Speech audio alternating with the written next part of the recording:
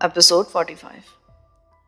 उस कोठरी की सलाखें फर्श से बेवस्त हो गई थी और दावर राम प्रसाद के साथ उस कोठरी में कैद हो गया था, जबकि कृष्ण प्रसाद ठाकुर और निम्मी बाहर खड़े थे। निम्मी की हालत बहुत गैर हो रही थी। वो दावर को रोकना चाहती थी लेकिन रोक न सकी। दावर ने राम प्रसाद की तरफ देखा। अब वो अपने एक दुश्मन के रूबरू पहुंच गया था। उसने फैसला कर लिया कि वो उस शख्स से जिंदगी और मौत की जंग लड़ेगा, आखिर दम तक। दावर, कृष्ण प्रसाद ने अचानक कहा, मैंने तुम्हें तुम्हारे कहने पर काली मौत के पिंजरे में पहुंचा दिया है। अब ये शख्स तुम्हारे रहमो करम पर है। मैं इस लड़की को लेकर दूसरे कमरे में जा रहा हूँ। हो सकता है कि ये इस कोठरी में होने वाली जंग बर्दाश्त न कर सके। इसके अलावा इसके अलावा शायद तुम भी अपने भाई को बुरे हाल में नहीं देख सकोगे। दावर मुस्कुरा दिया। ठीक है, तुम निम्मी को अपने साथ ले जाओ। इस जंग का फैसला हो जाएगा, मैं तुम्हें आवाज़ दे दूंगा। नहीं नहीं, मैं नहीं जाऊंगी। दावर प्लीज़, मुझे जाने को मत कहो। निम्मी मचल उठी। जाओ, मैं नहीं चाहता कि तुम इस वक्त मेरे सामने रहो। जाओ। दावर धाड़ उठा। निम्मी ने बेचारगी से दावर की तरफ देखा और अपनी गर्दन झुका ली। कृष्ण प्रसाद ने बड़े मुशफ़िक़ाना अंदाज में उसका हाथ पकड़ा और अपने साथ एक तरफ ले गया। ठाकुर भी उनके साथ ही गया था। अब वहाँ सिर्फ दावर और राम प्रसाद के सिवा कोई न था। मैं जानता हूँ राम प्रसाद कि तुम पागल नहीं हो, बल्कि पागल बने हुए हो, और मैं तुम्हारी अकल वापस लाने के लिए तुम्हारे पास आया हूँ। तुमने जो कुछ भी किया है, अब तुम्हें उसकी सज़ा बर्दाश्त करनी होगी। पागल मैं नहीं, बल्कि पागल तुम हो। क्या तुम भी इस मक्कार के धोखे में आ गए? ये हुई ना बात। दावर के होठों पर तंजिया मुस्कुराहट आ गई। तो तुमने पागलपन का चोला उतार फेंका। अच्छा हुआ कि तुम खुद ही होश में आ गए, वरना ठोकरें मार मार कर मैं तुम्हें होश में ले आता। भगवान के लिए तुम हालात को समझने की कोशिश करो। मैं वाकई पागल नहीं हूँ, लेकिन तुम मुझे जो समझ रहे हो मैं वो नहीं हूँ। तो फिर तुम कौन हो? दावर के होठों पर बदस्तूर मुस्कुराहट थी। मैं सिर्फ राम प्रसाद हूँ, हालात का सताया हुआ एक ऐसा इंसान जिसे उसके भाई ने तबाह कर दिया है। बकवास मत करो। दावर ने आगे बढ़कर उसके मुंह पर एक जोरदार घूंसा मारा। उस ज़रब की शिद्दत से राम प्रसाद लड़खड़ाता हुआ पीछे हटा और कोठरी की दीवार से टकरा गया। उसके होंठ फट गए और उनसे खून निकलने लगा। दावर ने उसका गिरेबान पकड़ा और एक झटके से उसे कोठरी के वस्त में ले आया। उसका ख्याल था कि काली मौत से उसका टकराव बहुत सनसनीखेज साबित होगा, लेकिन वो बहुत बूढ़ा और कमज़ोर साबित हो रहा था। ऐसा लगता था जैसे उसके हाथ पैरों में कोई जान ही न हो, इसलिए दावर की झल्लाहट बढ़ती जा रही थी। काली मौत, बुज़दिल, तू मुकाबला क्यों नहीं करता? मैं तुम्हारा मुकाबला नहीं करूँगा, राम प्रसाद ने हाँफते हुए कहा, क्योंकि तुम बहुत ज़बरदस्त धोखे में आ गए हो। मैं काली मौत नहीं हूँ। मौत को सामने देखकर तुमने अपनी असलियत भी तर्क कर दी। तुम चाहे मुझे जान से मार डालो, लेकिन हकीकत यही है, मैं काली मौत नहीं हूँ। तो फिर कौन है काली मौत?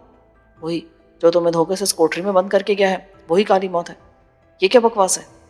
ये बकवास नहीं, हकीकत है। अगर तुम्हें यकीन नहीं है तो फिर तुम इस कोठरी से बाहर निकल कर दिखा दो। दावर के जहन में एक छनाका सा हुआ। वो अपनी जगह से उछला और सलाखों के पास पहुंच गया। उसने ज़ोर ज़ोर से सलाखों को हिलाते हुए आवाज़ें देनी शुरू कर दी।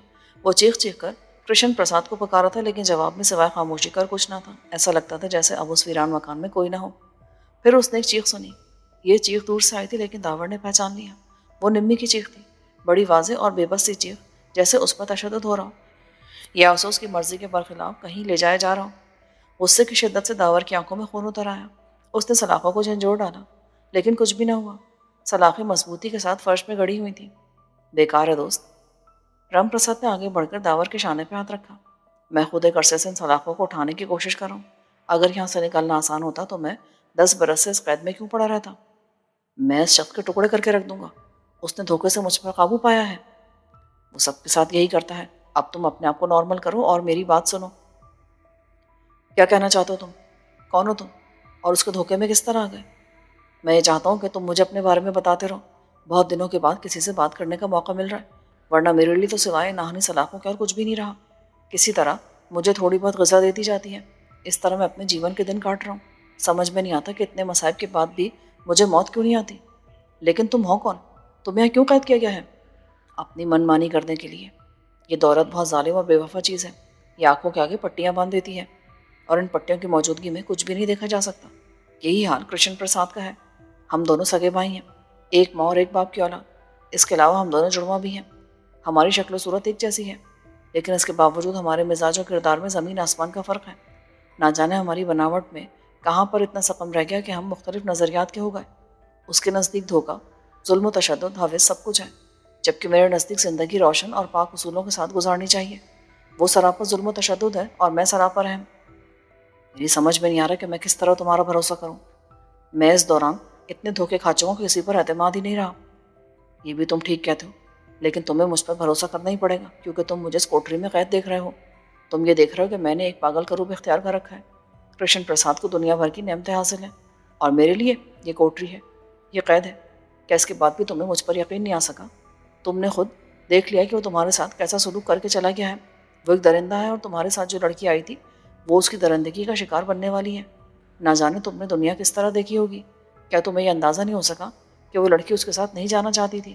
وہ یہ بھی نہیں چاہتی تھی کہ تم اس کوٹری میں داخل ہو۔ ایسے معاملے میں عورت کی حس بہت تیز ہوا کرتی ہے۔ اسے پوری طرح ادراک تو نہیں تھا، لیکن اس نے خطرہ محسوس کر لیا تھا، لیکن تم نے ڈانٹ کر اسے جانے کے لیے مجبور کر دیا۔ تم اس سمے میرے خلاف غصے میں بھرے ہوئے تھے، اسی لیے تمہیں کچھ بھی دکھائی نہیں دے رہا تھا۔ اب شاید تمہاری آنکھوں سے یہ پٹی اتر چکی ہوگی۔ وہ آواز ایسی تھی کہ دلراج اور برکت دونوں رک گئے۔ آواز دینے والا سامنے نہیں تھا۔ اس نے انہیں رکنے کی ہدایت کی تھی اور یہ بھی کہا تھا کہ اگر وہ آگے بڑھے تو گولی مار دی جائے گی۔ وہ دونوں رک کر آواز دینے والے کو تلاش کرنے لگے، لیکن ہال پہلے کی طرح خالی تھا۔ انہیں ایسا لگا جیسے انہیں وہم ہوا ہو۔ کچھ دیر بعد وہ آواز پھر سنائی دی۔ اس بار بھی وہی جملہ دہرایا گیا تھا، کوئی بات نہیں، اسے وہم سمجھ لو، ہمیں دھوکہ دیا جا رہا ہے۔ برکت نے مسکراتے ہوئے کہا، کیا مطلب؟ مطلب ہے کہ اس ہال میں کوئی نہیں ہے، پر یہ آواز؟ بھائی یہ آواز کسی اسپیکر سے نشر کی جا رہی ہے، تم نے غور نہیں کیا؟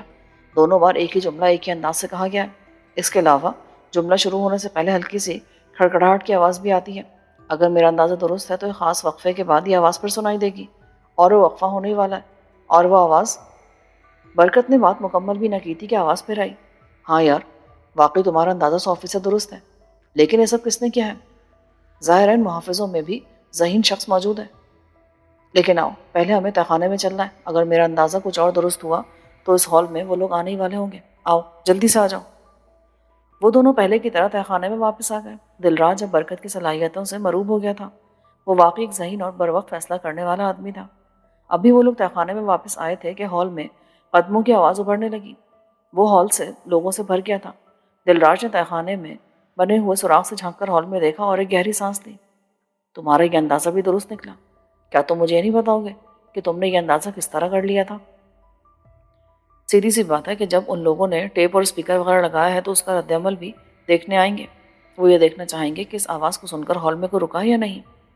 تمہاری باتیں دل کو لگتی ہیں، لیکن یہ سمجھ نہیں آتا کہ ان لوگوں کو اتنے جھنجھٹ کی ضرورت کیا ہے۔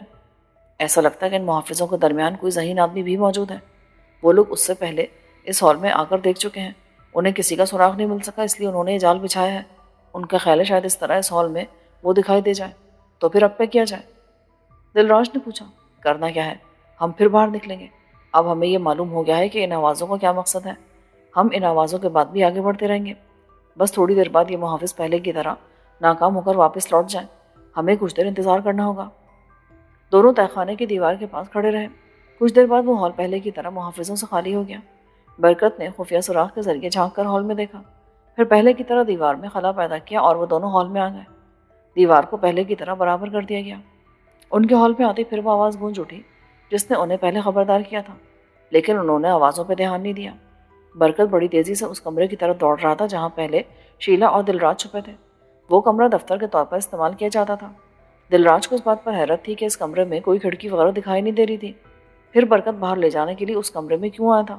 لیکن اس نے برکت سے کچھ نہیں کہا۔ برکت نے اندر آنے کے بعد کمرے کا دروازہ بند کر دیا۔ اس کمرے میں آنے کے بعد برکت نے نہ جانے کس دیوار میں موجود کس خفیہ نشان کو متحرک کیا کہ کمرے کی ایک دیوار ایک طرف سرک گئی۔ اتنا بڑا خلا نمودار ہو گیا تھا کہ وہ دونوں اس کے اندر سے بخوبی باہر جا سکتے تھے۔ دونوں اس خلا سے باہر آ گئے۔ برکت اس عجائب گھر کے ہر خفیہ اور ظاہر راستوں سے واقف تھا۔ باہر آنے کے بعد اس نے دیوار پہلے کی طرح برابر کی۔ اب اسے دیکھ کر کوئی بھی یہ نہیں کہہ سکتا تھا کہ کچھ دیر پہلے اس میں کوئی خلا نمودار ہوا تھا۔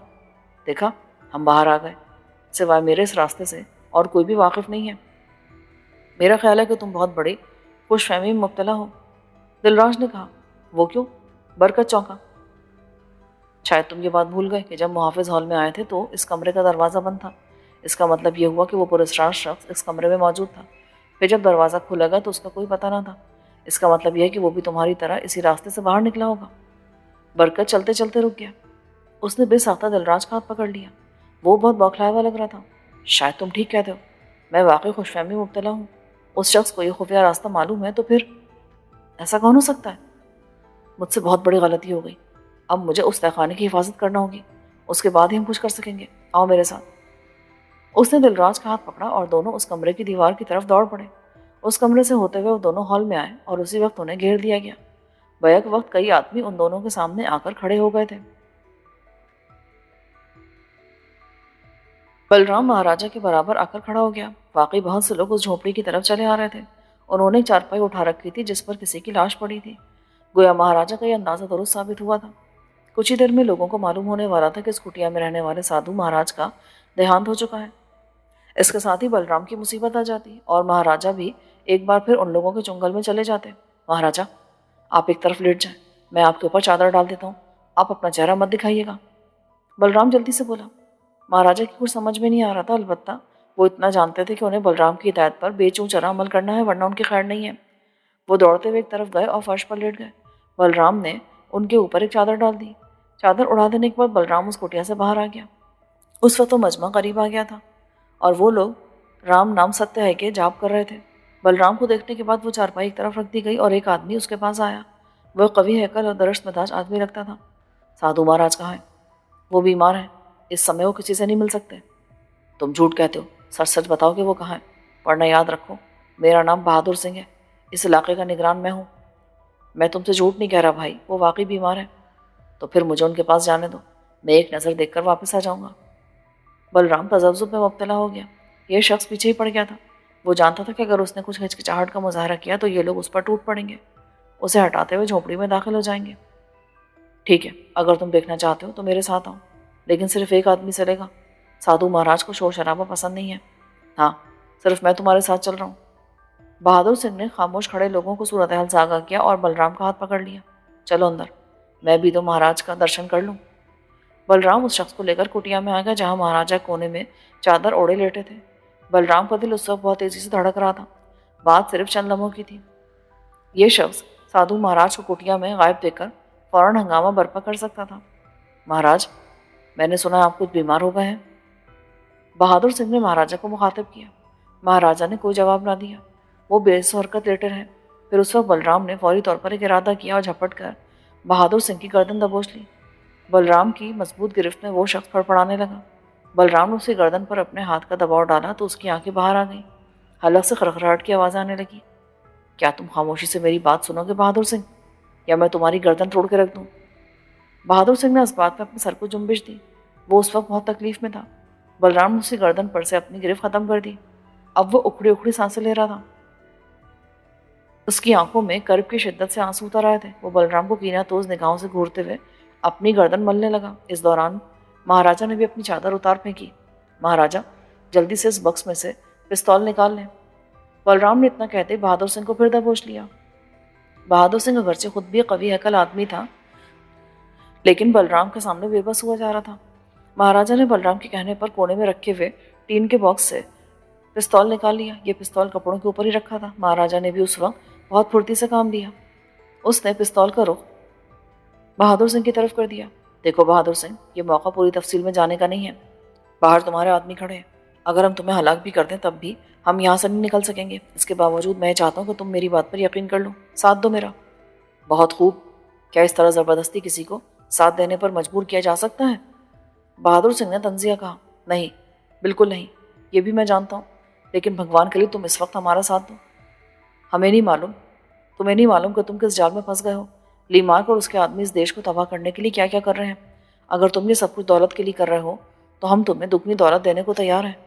اوہ، کہاں اتنی دولت، کہاں سے لاؤ گے تم؟ بہادر سنگھ کی آنکھیں چمک اٹھی۔ انہیں دیکھو، کیا تم انہیں پہچانتے ہو؟ یہ مہاراجہ آف نیلم گڑھ ہے۔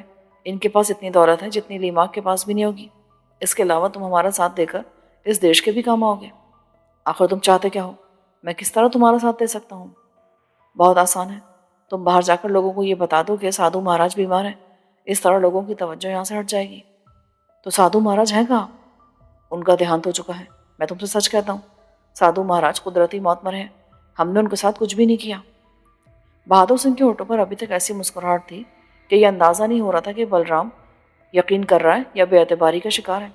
دیکھو بہادر، تم مجھ پر وشواس کرو، شاید تم سے کہیں زیادہ مجھے سادھو مہاراج سے محبت تھی۔ میں ان کا اپنے باپ کی طرح احترام کرتا تھا کیونکہ انہوں نے مجھے پناہ دی تھی، جان بچائی تھی میری۔ تمہیں میری کہانی تو معلوم ہوگی ہی، اسی لیے میں اپنی جان بچانے والے کے خلاف کیا کر سکتا تھا؟ وہ قدرتی موت مرے ہیں اور میں نے ان کا کریا کرم کر دیا ہے۔ یقین جانو اس میں ذرا برابر بھی جھوٹ نہیں ہے۔ اگر ایسی بات ہے تو پھر تم نے سادھو مہاراج کے دیہانت کی خبر کیوں نہیں دی؟ بہادر سنگھ نے پوچھا۔ کیسی باتیں کر رہے ہو؟ خبر دینے کا مطلب یہ ہوتا کہ میں خود اپنے ہاتھوں سے اپنی موت کا حکم دے دیتا۔ تم خود سوچو، مہاراج کے مرتے ہی لیماک اور سادھو مہاراج کے درمیان ہونے والا معاہدہ خود بخود ختم ہو گیا ہے۔ ایسی صورت میں تم ہی لوگ مجھے اس جنگل سے اٹھا کر لے جاتے۔ تو یہ بات ہے، اب کیا چاہتے ہو تم؟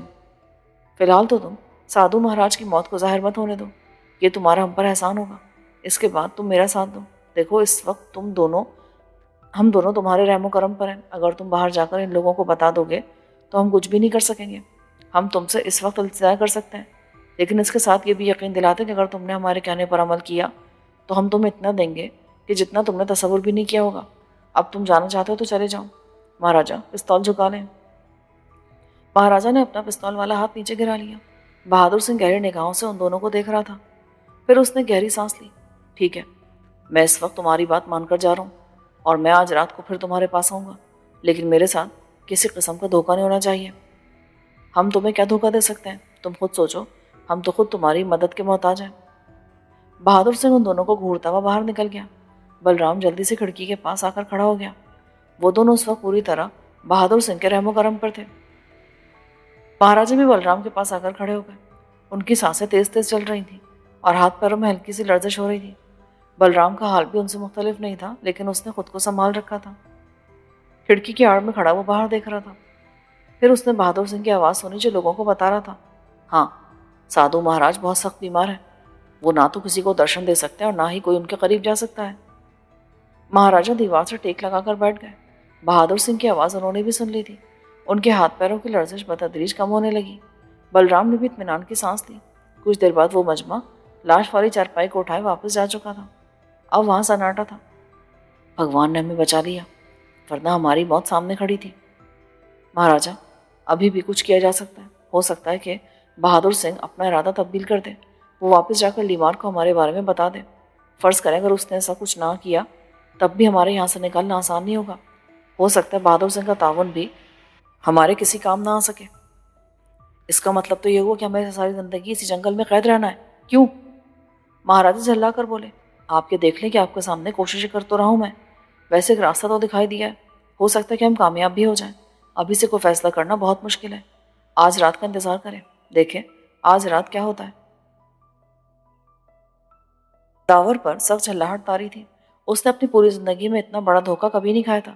کرشن پرساد نے جس دیدہ دلیری کا مظاہرہ کیا تھا وہ بھی اپنی جگہ بے مثال تھا۔ اس نے بے جھجک داور اور رام پرساد کو ایک ہی کوٹری میں قید کر دیا تھا۔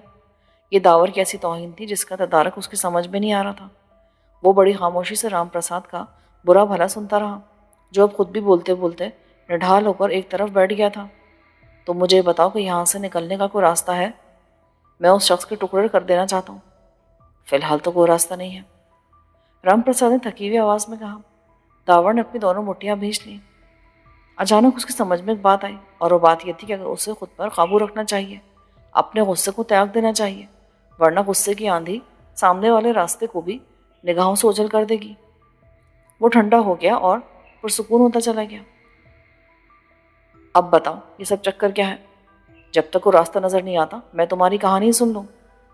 ہاں، یہ رویہ بہتر ہے، رام پرساد نے پھیکی سی مسکراہٹ کے ساتھ کہا۔ میں تمہیں اپنے بارے میں سب کچھ بتا دوں گا تاکہ تمہیں یہ معلوم ہو جائے کہ میں نے اب تک کتنا جبر برداشت کیا ہے۔ ہم دونوں جڑواں بھائی ہیں، ایک ہی ماں باپ کی ایسی اولاد جن کی صورتیں بھی ایک دوسرے سے اتنی مشابہ ہیں کہ ہر شخص ہمیں دیکھ کر دھوکے میں آ جاتا ہے۔ ہمارے والدین بڑے بارسوخ اور دولت مند تھے۔ ہمارے پتا جی اس علاقے کے راجا تھے، پورا رجواڑہ ان کے پاس تھا، لیکن وقت گزرنے کے ساتھ ساتھ یہ سب کچھ کم ہوتا چلا گیا۔ دوسری طرف میرے اور کرشن پرساد کے مزاج میں اختلاف بڑھتا گیا۔ وہ شروع سے ہی بہت ہوس پرست اور شیطان صفت تھا۔ سونے پہ سہاگا یہ ہو کہ اس جوان ہونے کے بعد اس کی ملاقات منگی چمار سے ہو گئی اور اس شخص نے کرشن پرساد کو مجسم شیطان بنا کے رکھ دیا۔ منگی چمار؟ یہ کون ہے؟ ایک انتہائی خبیث اور وحشتناک آدمی ہے۔ تم تو صرف ایک شخص کو دیکھ کر پریشان ہو۔ تم نے تو صرف کالی موت کو دیکھا ہے، لیکن اس کمبخت منگی چمار نے نہ جانے کتنی کالی موتیں تخلیق کی ہیں۔ وہ ایک انتہائی مکروہ آدمی ہے، گندے علوم کا ماہر۔ وہ صرف طاقت اور دولت کا پجاری ہے۔ اسی نے کرشن پرساد کو گمراہ کیا ہے۔ ذرا تفصیل سے بتاؤ، کہاں رہتا ہے وہ، کرتا کیا ہے؟ اس نے یہاں سے کچھ فاصلے پر ایک پہاڑی کے اوپر اپنا ٹھکانہ بنا رکھا ہے۔ کوئی نہیں جانتا کہ اس کی عمر کتنی ہے، لیکن اس نے ایسا چکر چلا رکھا ہے کہ عمر اور حالات کا اس پر کوئی اثر ہی نہیں ہوتا۔ اس کے بے شمار چیلے دن رات اس کی خدمت میں حاضر رہتے ہیں۔ کرشن پرساد نے بھی دولت اور طاقت کے حصول کے لیے اس کے پاس جانا شروع کر دیا۔ جب مجھے یہ معلوم ہوا تو میں نے اسے روکنے کی بہت کوشش کی، سمجھایا اسے، لیکن اس نے میری بات پہ دھیان نہیں دیا۔ نہ جانے اس چمار نے اس پر کیسا جادو کیا کہ وہ میری جان کا دشمن بن گیا۔ وہ یہ چاہتا تھا کہ میں اس کے راستے سے ہٹ جاؤں تاکہ وہ نہ صرف اپنی من مانی کر سکے بلکہ پتا جی کی چھوڑی ہوئی دولت بھی اس کے ہاتھ آ جائے۔ میرا وچار ہے کہ اس نے میری سمسیا پر اسی خبیث منگی چمار سے مشورہ لیا ہوگا جس نے مشورہ دیا کہ مجھے پاگل قرار دے کر اس ویرانے میں بند کر دیا جائے۔ لیکن اس نے تو یہ کہا تھا کہ تم بچپن سے ذہنی طور پر غیر متوازن تھے۔ اس کے علاوہ دوسری بات یہ کہ اگر وہ چاہتا تو تمہیں ہلاک کروا سکتا تھا، پھر اس نے تمہیں زندہ رکھنے کا خطرہ کیوں مول لے لیا؟ وہ مجھے براہ راست ہلاک نہیں کروا سکتا ہے۔ اس کا کارن یہ کہ پتا جی کی بے پناہ جائیداد میں میرا بھی حصہ ہے۔ ہم دونوں آدھے آدھے کے حقدار ہیں۔ میں نے فوراً اپنے ارد گرد خطرہ محسوس کیا تھا، اس لیے ایک وصیت تیار کروا لی جس کی روح سے اگر میں ہلاک ہو جاتا ہوں تو میری موت کے بعد میری جائیداد سرکار کے پاس چلی جائے گی۔ یہ احتیاطی تدبیر میں نے اسی لیے اختیار کی تھی کہ وہ مجھے ہلاک کروانے سے گریز کرے۔ تم ذرا یہ دیکھو کہ یہ کیسا دور ہے کہ لوگ حق کا ساتھ نہیں دینا چاہتے۔ لوگ جانتے ہیں کہ ہم دونوں ایک ہی ماں باپ کی اولاد ہیں۔ جتنی دولت اس کے پاس ہے اتنی دولت کا مالک میں ہوں، لیکن لوگوں نے ساتھ کس کا دیا؟ برے بھائی کا۔ ہو سکتا ہے لوگ اس کے گرو منگی چمار سے خوفزدہ ہو کر اس کا ساتھ دے رہے ہوں، لیکن کارن چاہے کچھ بھی ہو، سچ تو یہ کہ میں سب کچھ رکھتے ہوئے بھی ایسی بے بسی کی زندگی گزار رہا ہوں۔ تم مجھے یہ تو بتاؤ کہ اگر تمہارا ذہنی توازن ٹھیک نہیں ہے تب بھی تو تمہاری دولت تمہارے کسی کام نہیں آ سکتی۔ یہ بات تو ہے۔ خود کرشن پرساد کئی بار کوشش کر چکا ہے کہ وہ اس دولت کو مجھے پاگل قرار دے کر ہتھیا لے، اور وہ مجھے پاگل ہی سمجھتا ہے کیونکہ اس کے سامنے جان کے خوف سے میں نے کبھی خود کو صحیح الدماغ ظاہر نہیں کیا۔ لیکن میرا وکیل بہت ہوشیار آدمی ہے۔ اس نے اب تک کرشن پرساد کی ہر کوشش کو ناکام بنائے رکھا ہے۔ اس کا موقف ہے کہ میں جلد یا بدیر سے صحتیاب ہو جاؤں گا، کیونکہ میں مستقل پاگل نہیں رہتا بلکہ مجھ پر صرف دورے پڑتے ہیں، اور یہ دورے ٹھیک بھی ہو سکتے ہیں۔ دوسری طرف ڈاکٹر ترپائی بھی میرا ساتھ دے رہے ہیں۔ ڈاکٹر ترپائی؟ کیا کہہ رہے ہو؟ وہ تمہارا ساتھ دے رہا ہے؟ یعنی وہ کرشن پرساد کا ساتھی نہیں تھا سے تمہاری کیا مراد؟ ڈاکٹر مر چکا ہے، داور بولا۔ میں اس کا سبب بعد میں بتاؤں گا، پہلے یہ بتاؤ کہ یہ سب چکر کیا ہے؟ کیا وہ تمہارا ساتھ دے رہا تھا یا کرشن پرساد کا؟ میری سمجھ میں نہیں آ رہا۔ وہ بہت زبردست آدمی تھا داور۔ میں تمہیں یہ بتا چکا ہوں کہ میں نے اپنی جان کے خوف سے پاگل پن طاری کر لیا تھا، تو کرشن پرساد نے اپنا اطمینان کرنے کے لیے مجھے ڈاکٹر ترپائی کے حوالے کر دیا۔ میں نے ڈاکٹر ترپائی کو ساری صورتحال بتا دی۔ میں نے اس سے کہا کہ وہ میرے راز کو خود تک رکھے۔ اگر اس نے یہ کہہ دیا کہ میں ذہنی طور پر ٹھیک ہوں تو اس کی یہ بات میری موت کا پیغام بن جائے گی۔ اس نے مجھ سے وعدہ کر لیا اور ابھی تک اس وعدے کو نبھا رہا تھا، لیکن اب تم بتا رہے ہو کہ وہ مر چکا ہے۔ اگر ایسا ہے تو میں ایک زبردست ہمدرد سے محروم ہو چکا ہوں جو میرے دکھوں میں میرے کام آیا کرتا تھا، جس سے میں اپنے دل کی باتیں کہہ سکتا تھا۔ مجھے وشواس نہیں ہوتا کہ وہ مر چکا ہے۔ کیا تم مجھے یہ نہیں بتاؤ کہ وہ کس طرح مرا؟ کیا بتاؤں؟ داور کھڑا ہو کر کوٹری میں ٹہلنے لگا۔ اس شخص کو میں نے اپنے ہاتھوں سے مارا ہے۔ تم نے؟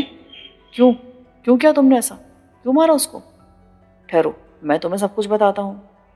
داور اس کے پاس جا کر بیٹھ گیا۔ پھر اس نے رام پرساد کو ڈاکٹر ترپائی کی موت کے بارے میں سب کچھ بتا دیا۔ میری سمجھ میں نہیں آتا کہ ڈاکٹر اتنی خاموشی سے کیوں مر گیا۔ اس نے یہ کیوں نہیں کہا کہ تم کالی موت نہیں ہو؟ اگر وہ چاہتا تو اسی وقت تمہاری صفائی پیش کر سکتا تھا۔ نہیں، وہ ایسا نہیں کر سکتا تھا، رام پرساد نے کہا، کیونکہ اسے خود یہ معلوم نہیں تھا کہ میں کالی موت ہوں یا نہیں۔ میرا خیال ہے اگر تم مجھے صاف صاف بتا دو تو زیادہ بہتر رہے گا، اس طرح تو میں پریشانی میں مبتلا ہو گیا ہوں۔ دیکھو، کرشن پرساد نے جب منگی چمار کی صحبت اختیار کی تو اس کے اوپر بے پناہ دولت اور اقتدار کا بھوت سوار ہو گیا۔ حالانکہ بھگوان کا دیا اس کے پاس سبھی کچھ تھا، اس کے باوجود اس نے جرائم پیش افراد کو اپنے ساتھ ملا کر ہر طرف جرائم کے جال پھیلا دیے۔ اس نے جو کچھ کیا وہ تم نے کسی حد تک سن ہی لیا ہوگا۔ اب اس کے سازشی ذہن نے ایک اور پلان تیار کیا ہے۔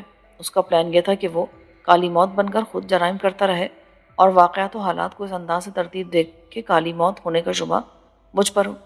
بظاہر تو وہ کرشن پرساد بنا رہا، لیکن درپردہ وہ کالی موت بن کر بدماشیاں کرنا شروع ہو گیا۔ اس نے اپنے ارد گرد جرائم پیشہ لوگوں کو جمع کر لیا، جبکہ میں اس کے خلاف کچھ نہیں کر سکتا تھا کیونکہ مجھے اس ویرانے میں قید کر دیا گیا تھا۔ یہ تماشا اس نے اس لیے رچایا تھا کہ اگر میں کسی طرح ٹھیک ہو جاؤں تو وہ مجھے جرائم میں ملوث قرار دے کر مجھے ہمیشہ کے لیے نہ صرف جائیداد سے محروم کروا دے بلکہ قانونی طور پر مجھے موت کی سزا بھی دلوا دے۔ تم نہیں جانتے کہ وہ کتنے زبردست سازشی ذہن کا مالک ہے۔ ڈاکٹر ترپائی نے جب میرے پاس آنا جانا شروع کیا تو اس نے ایک دوہری چال چلی۔ اب میں یہ نہیں کہہ سکتا کہ اسے معلوم ہو گیا تھا کہ میں ذہنی طور پر بالکل ٹھیک ہو گیا ہوں یا اس نے بس یوں ہی چال چلی تھی۔ بہرحال ایک دن اس نے مجھے اس کوٹری سے نکال کر کہیں اور پہنچا دیا اور خود میری جگہ بیٹھ گیا، اور جب ترپائی معمول کے مطابق اس کوٹری میں آیا تو اس نے خود کو رام پرساد ظاہر کرتے ہوئے کہا کہ وہی کالی موت ہے۔ ترپائی یہ سن کر بھڑک اٹھا، لیکن اس نے کسی نہ کسی طرح ترپائی کو اس بات پہ راضی کر لیا کہ وہ خاموش رہے۔ اس کے بدلے میں اس نے ترپائی کو بہت بھاری رشوت دی۔ آدمی چاہے جیسا بھی ہو، دولت اس کے پیروں کی زنجیر بن جاتی ہے۔ ترپائی نے بھی خاموشی اختیار کر لی۔ وہ یہی سمجھتا رہا کہ میں ہی کالی موت ہوں۔ اس سے کرشن پرساد کو کیا فائدہ مل سکتا ہے؟ اتنا لمبا چوڑا ڈرامہ کرنے کی اسے کیا ضرورت تھی؟